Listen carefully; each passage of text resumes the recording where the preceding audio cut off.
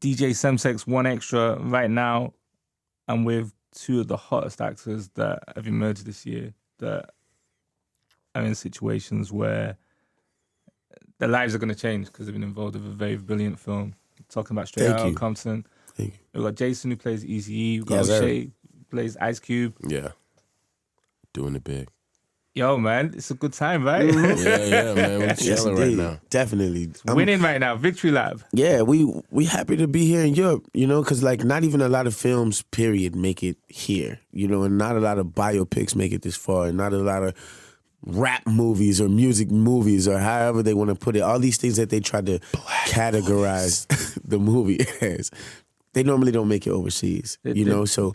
They don't even get the Blu-ray release. Yeah. We're just really, really, really proud, We're stoked for the guys who created all this, Yeah. So, how important was N.W.A? Extremely important. They opened the doors to a lot of the things that we see today. They went against the grain. One of the few groups, one of the few things in media to go against that grain of goody two shoes, if you will, or super politically correct. There's certain TV shows you wouldn't see. Definitely certain artists you wouldn't hear. Right. There's no Eminem without N.W.A. There's no South Park. There's no South Park without N.W.A. There's no definitely no Boys in the Hood, no Friday. What would that world be like? Yeah, so there's so many things that N.W.A. was that first domino in the effect, and that's why so many people in the industry are connecting to this movie, because this is this is where they remember where they were when they first heard that Straight Outta Compton, so this is bringing them back, and we doing it for them, we doing it for the fans, and everyone seemed to love it so far. Jason, how did you prepare for the role of Eazy-E? Because Eazy-E was like, he's a gangster, like first and foremost, and you got to keep it very, very real, obviously, when you're portraying a gangster. He's very, very street, and he said a lot of stuff which he meant, and he really did live that life. Right. So how do you fit into that role? Well, I'm from New Orleans, so a lot of things, as far as being ego, do kind of run parallel. And I got to give the credit to F. Gary Gray, because he kind of saw parallels in all of us. You know what I mean? Like, Shay is the youngest member of our group now, and also the most outspoken, you know what I mean? And him and Cube have that in common. And it was the same thing kind of with me and Eazy, because I could take a lot of the situations that I've been in the street and kind of use that to help me propel through it. But at the same time, it was a complete transformation, because I still had an accent to learn. I still had to learn how to move like I was from California. I still had to learn how to rap. You know what I mean? It was exactly. I had to do weight training every morning. I had to eat 4,000 calories a day. Wow. You know what I mean? It was a task, to say the least.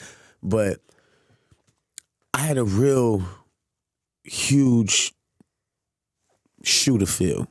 You know what I mean? And I had a real great support team, and everybody really just wanted me to hit the mark. You know what I mean? And I worked with some great guys. These guys are my brothers now, And it was like we just endured so much together that all I was really focusing on doing was doing my part. So I hope they love it.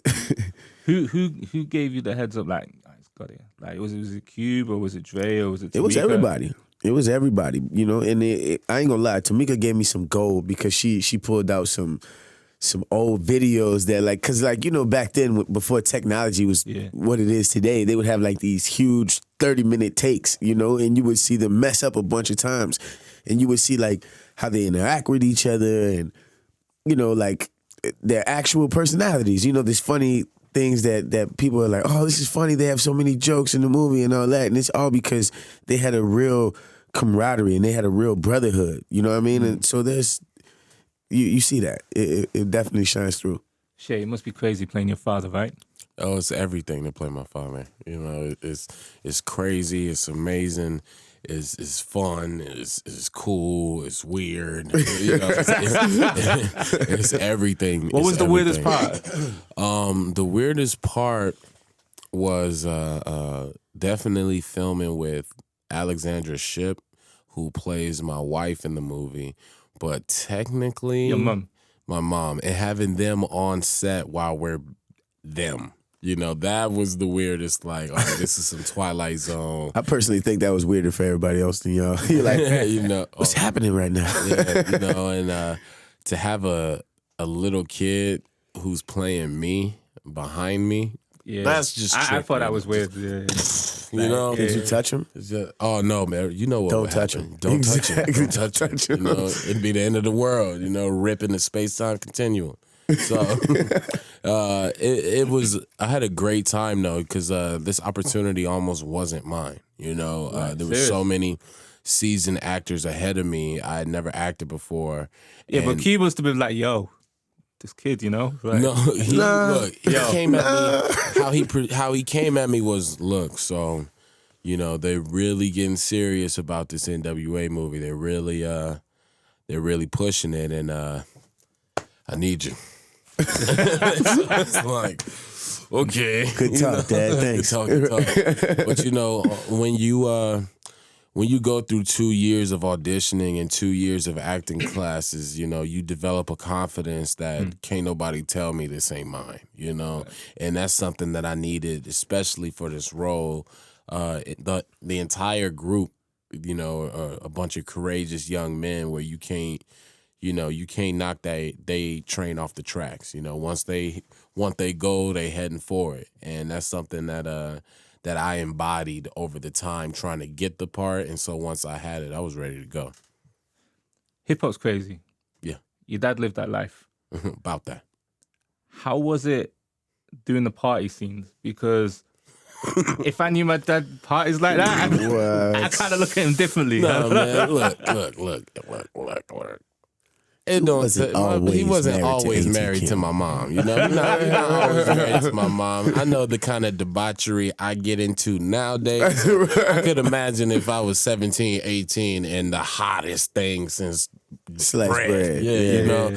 So, but, you know, you're a young man. Jesus, people. You gotta let him live. You know, you gotta live a little bit. Out here. So Jason, you're playing Eazy-E. What was the most challenging part? Because he went through some craziness, like the whole situation with Suge Knight. You know, he had the wrong advice from people around him, and you're playing that role. What was the most challenging part to get right? In the midst of trying to capture the essence of who he is, You even sound like him now. He had to have an opinion about everything. You know, because he was the front man. He was the guy who, you know, kind of created this marketing scheme for them. You know, it was like he really, really knew what people wanted, and he knew how to, you know, sell that. But in the midst of it, I don't think he told anybody his plan. I don't think he, you know, specifically let anybody know, or if he even knew himself, you know, what route that he was going to take sometimes. And I had to know exactly how I felt in every scene, going into every scene, because they got some heavy scenes. They got some real heavy scenes, some real heavy situations. Yeah. Some of them legendary, like what you're talking about right now, but, you know, in the studio with Suge, legendary situation. And we had to really bring it to life, you know what I mean? And I really wanted people to take this ride with me and get the proper introduction to who he was, because a lot of people don't even know who he was, don't know what he did for, you know, and don't know why he has that the stigma of Godfather against the rap, you know, and I had to stand up for that. Shay, for yourself, you're playing Ice Cube, one of the greatest MCs. A lot, you know, he's in a lot of people's top 5. He's one of the most prominent MCs on the West Coast. What was the most challenging part for you? Like, you're portraying your dad. I mean, you got the inside knowledge because you've seen a lot of stuff go on, and you've heard the stories again and again, no doubt, for years. So you got the X-Files. But still, like, what was it that really pushed you when you were making the film? The hardest part, you know, to answer the first part, the hardest part was definitely everything within the prep. You know, I'd already spoke on that, but, you know, I was going through 2 years of the ringer, you know, and I had my moments of doubt, you know, moments where I felt like they're not going to choose me, when you've never been in an audition and you don't get that call back the next day, you start to have that. For your dad's part. Yeah, for my father. So that the doubt started to creep into my head. But once I got the role, nobody really could tell. You can't tell me how he go do it. I know how he would handle this. If anything, like I'm gonna speak to him on it. I couldn't. What fueled me is I couldn't sit in a theater and see somebody portray him and me not being happy, or me feeling like I could have did something better. Could you imagine him getting that wrong? Man, like, so many people would have just had him frowning every scene. They would just have you, mean mugging every scene, because that's what they know. They know the icon. I know what's behind the scowl more than anybody they could have found. And, the people, he told me in the beginning, nobody's going to want you to get this. Nobody's going to want you to get this role. And I went in there knowing that, the people who say talent skips a generation, that fueled my fire. Wow. The people who say, the people who don't want me to get it, he want me to get it, and that's really all I need. My family want me to get it, and those were those are the gears that kept me moving on the hard days on set, on the hard days before I got the role. There's just that type of stuff really affects me. And just the same way that N.W.A took all their frustration and anger and used it in a creative manner, I just put it towards my art, and I feel like you can feel my energy, you can feel the same intensity that I don't think you could have got from anybody else. How did Dr. Dre tell you, yeah, you guys have nailed it? Yeah, y'all nailed it. Right? Yo, Jason, you doing a great job. That's my Dr. Dre voice. Yeah.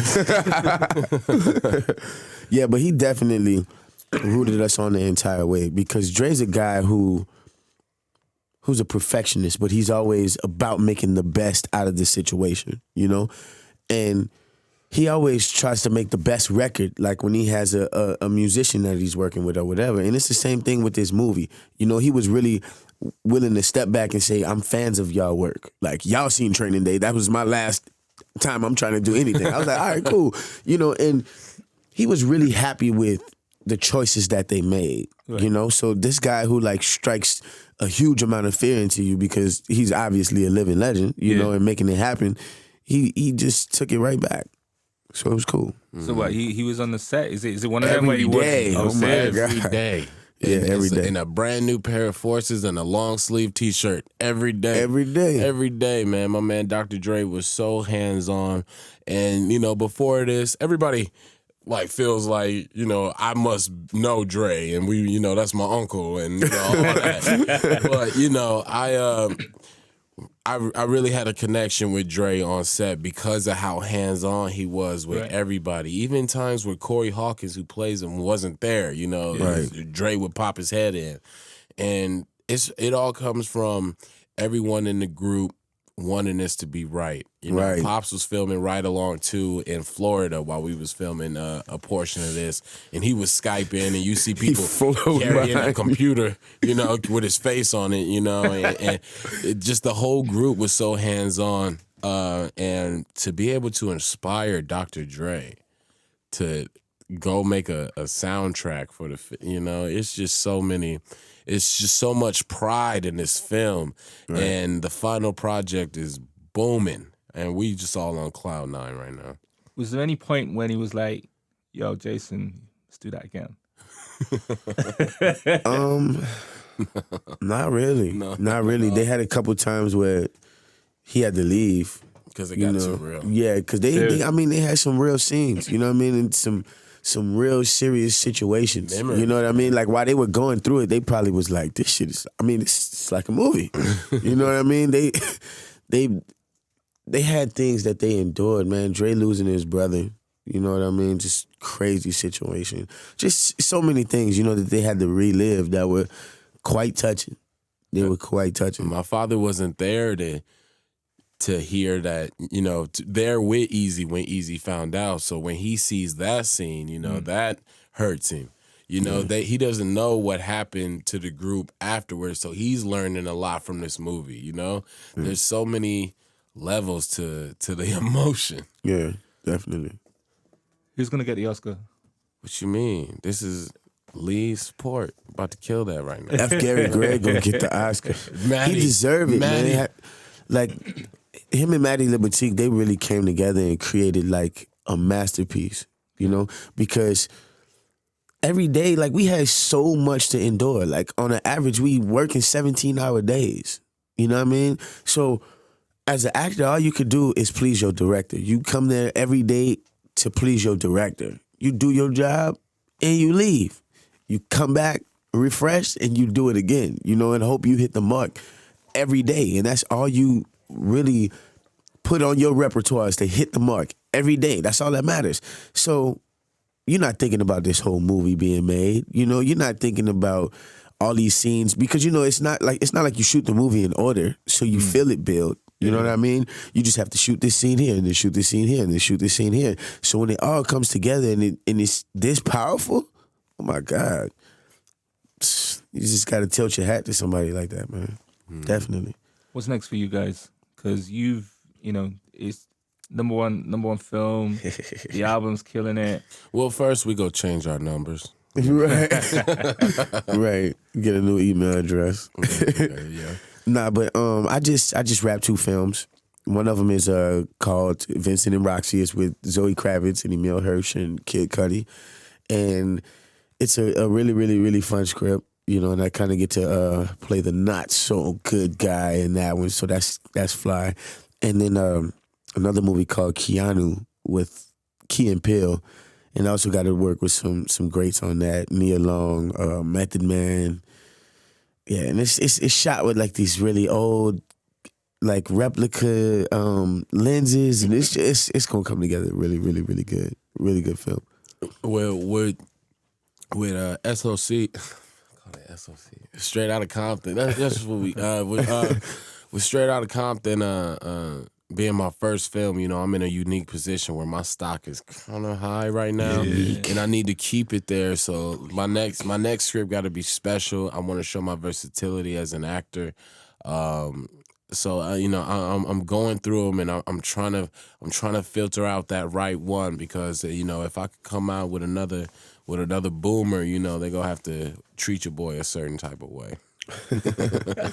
I'm trying to get him to write something for us, man. You know, yeah. You know, he went to school for this, so I'm trying to get him to write something for us.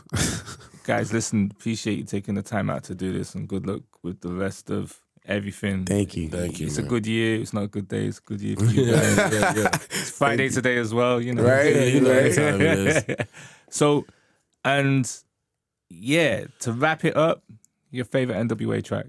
Gangsta. It's not about a salary. It's all about reality. Definitely, man. We murdered that song. I don't know if you know, but that's an Ice Cube Eazy-E song. So Gangsta, definitely. It's dope. It's perfect. Thanks a lot, man. Thank you.